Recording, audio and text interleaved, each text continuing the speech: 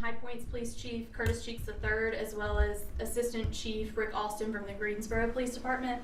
We'd also like to acknowledge a couple of other people who are in the room here today to show their support. Chief John Thompson from the Greensboro Police Department, as well as Supervisory Senior Resident Agent Seth Bleitman, who is with the FBI. We will have time for questions at the end.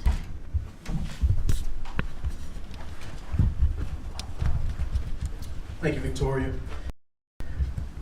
Good afternoon. Thank you guys for joining us here today.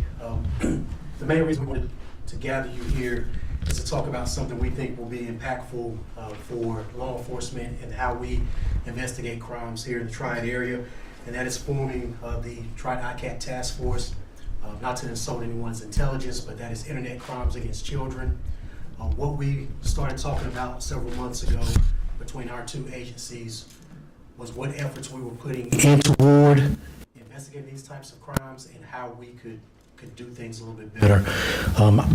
Our agencies had staff splitting time between handling those cases and other cases. I believe Greensboro has been in a similar position, so we found it better to combine our efforts, make sure that we had focused attention on those types of cases, and then put them in a space where they could work together with collaborative resources to address those issues.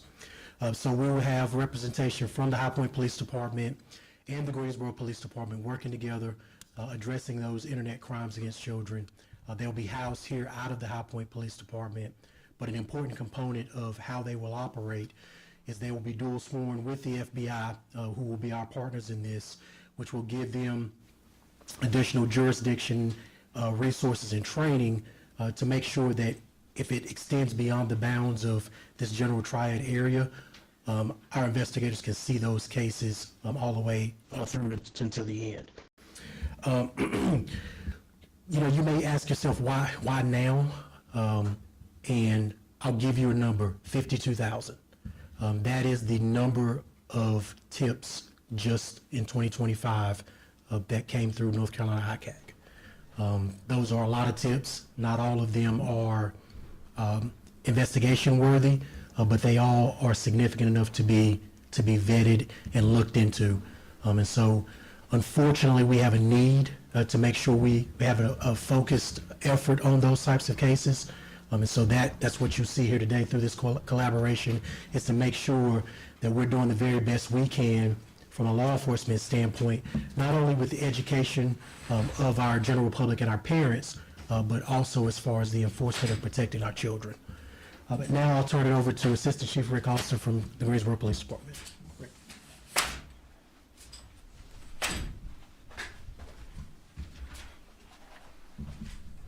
Thank you, Chief Cheeks, and good afternoon to everyone. I just wanted to take a moment also just to reiterate some of the things that Chief Cheeks has said about the Triad ICAT Task Force.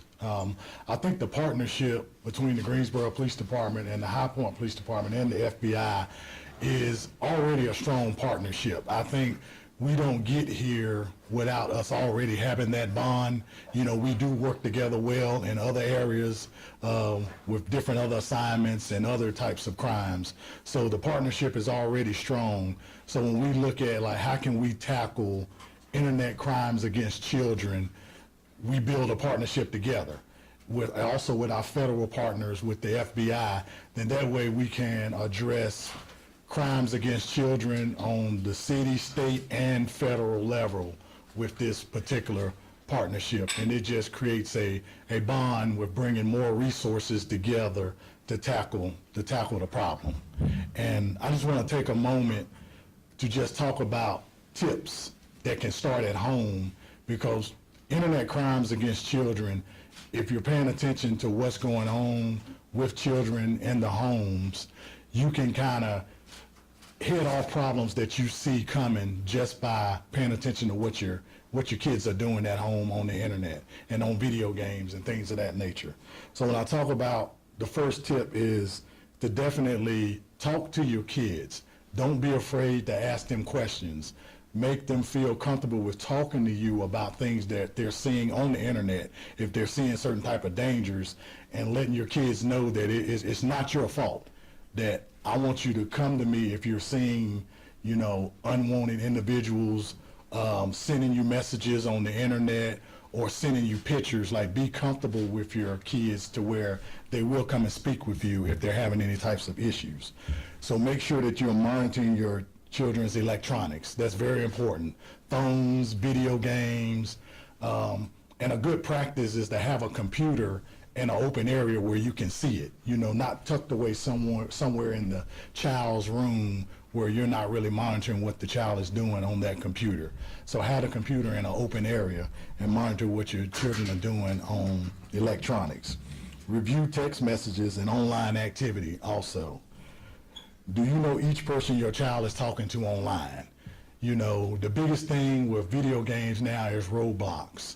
So kids can actually talk to people on the internet, and if you have a 5 or 6 year old that's playing with other 5 or 6 year olds on the internet, and now an adult comes into that setting, you want to be aware of why is this particular adult here with small kids. That could be a red flag. So you want to make sure that you're monitoring things like that, like who your kids are talking to online, and do your kids know who they're talking to? If you're speaking with your child, can they say, I know each and every person that I'm playing with online or who I'm talking to on the internet? If they can't tell you that, then they don't need to be talking to the person if they don't know who it is. And talk with your children about online activity and cyberbullying. Encourage your children to come to you with problems. I stated that earlier. That's key. Make sure you encourage your kids to come to you. Talk to your children about posting or sending pictures online. That's definitely a no-no. You definitely don't want to send pictures of yourself to individuals that you don't know. And remind them not to take or send pictures to anyone that they wouldn't want their parents to see. And review and understand online games and just how they work and how your kids engage with other kids. Make sure you understand that. And many games have social aspects and allow users to chat and voice chat and even link images and websites. So be careful of chats and understand who your children are in chats with. And consider if your children are old enough to have unsupervised access to the internet. So that's one thing you also want to look at. Do they need to be on the internet without me monitoring that? Are they old enough to do that? So keep that in mind. And internet access should be considered a privilege and should be removed if you have any concerns. And report all concerns of online child sexual exploitation to the National Center for Missing and Exploited Children. And there's a website that you can report this activity to, and that website is report.cybertip.org. And thank you for your time.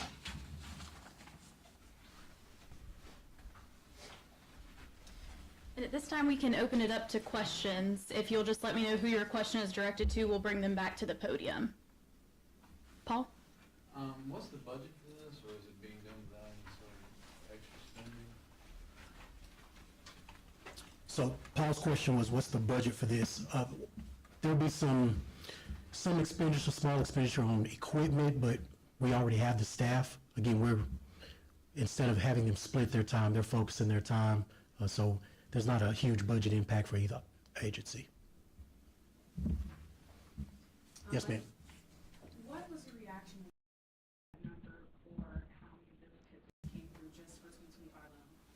Well, I mean, there's been I believe since 2019, over 1,000% increase in the number of tips that have come in. And so that's why I said earlier, unfortunately, we're at this point in what we do day to day as law enforcement agencies where we need to dedicate, staff to consistently, putting efforts toward these types of activities and crimes. That number is shocking and alarming. It should be for anyone, especially if you are a parent. I'm a parent. I know Assistant Chief Austin is a parent. Chief Thompson's a parent.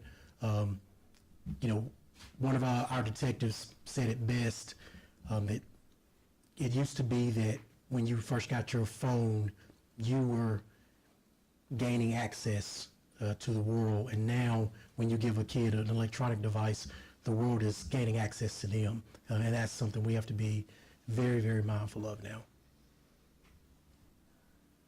We've seen the sheriffs in the state doing a similar program with the Invictus program. Did you guys communicate with them about the setup and get any ideas off of them about how well they work together? Yes, we have communicated with Invictus.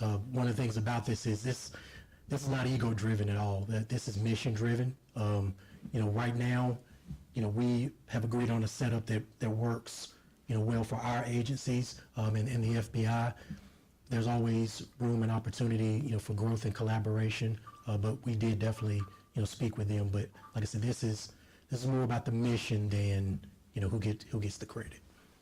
And then just last year, there was a High Point family that had an issue with Roblox and decided to pursue legal action. Was your department involved in that at all? And would that be the kind of case that this task force would take up? I'm not familiar with the case you're talking about in particular, but I will say, again, one of the main charges of this task force is to vet and investigate those tips as they come in and figure out, what do we need to spend more time on in regards to not only prosecution, but in some avenues it may be education for an affected family, or it may be, some preventative measures for individuals, letting them know that, hey, you're engaging on the cusp of criminal activity with what you're doing online directed toward children. How much of this task force will be educational? Is there a program where you go into schools or other organizations and talk to children and parents about being safer online? Well, the staff directly related to the task force, their main charge will be to investigate these tips coming in. As you heard, they'll have their hands full just vetting those tips. We both agencies have components to handle the education piece.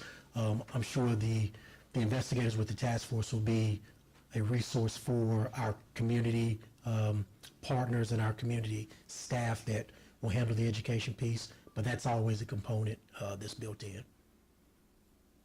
How many people are on the task force? I'm sorry. How many people are on the task force roughly? So initially starting out, we'll have one from High Point and two from GPD, and then, like I said, the force multiplier will be that they will also be duly sworn with the FBI.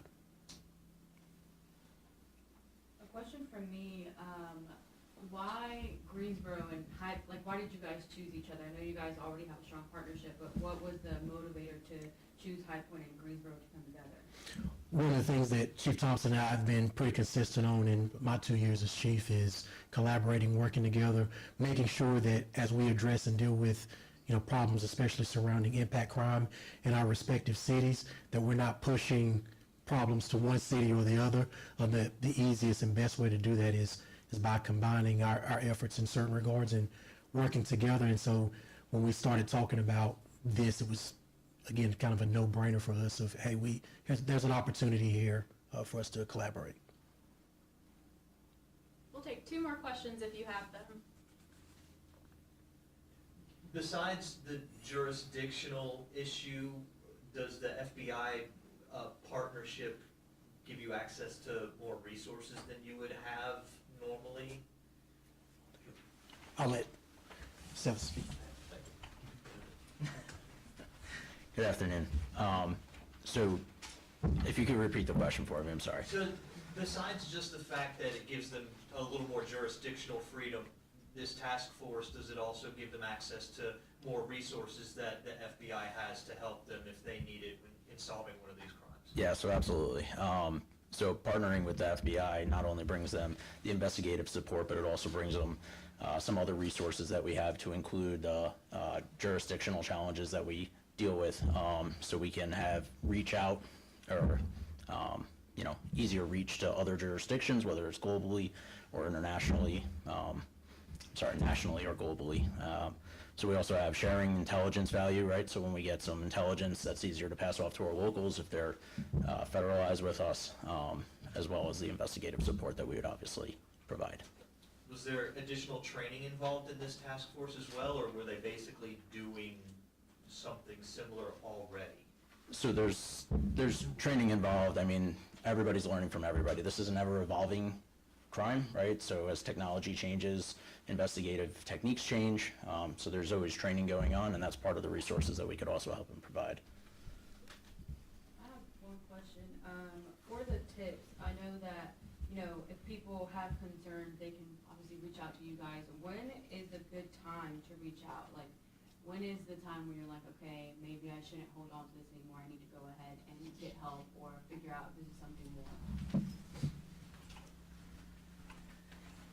So a lot of those things that Assistant Chief Austin spoke to, especially from that parental oversight standpoint, that's when the time is. As vague as that answer is when you notice that type of activity, or hey, these folks are, communicating with my 6 or 7-year-old, and they're not family, we don't know who they are, they're asking for pictures, things like that. Those are the types of things that, again, there's no logical reason why an adult should be engaging a child in certain types of conversation or activity online. Those are the things we want our parents and our guardians to be aware of. And once you start crossing that line, again, we get tips at different points, and where we get those tips will decide whether it's an education piece, it's a deterrence piece, or there's a criminal aspect to it. Again, thank you guys for joining us today. That'll conclude our press conference at this point, and if you need anything further from us, please grab Victoria or Patrick, who can facilitate what you need. Thank you. Thank you.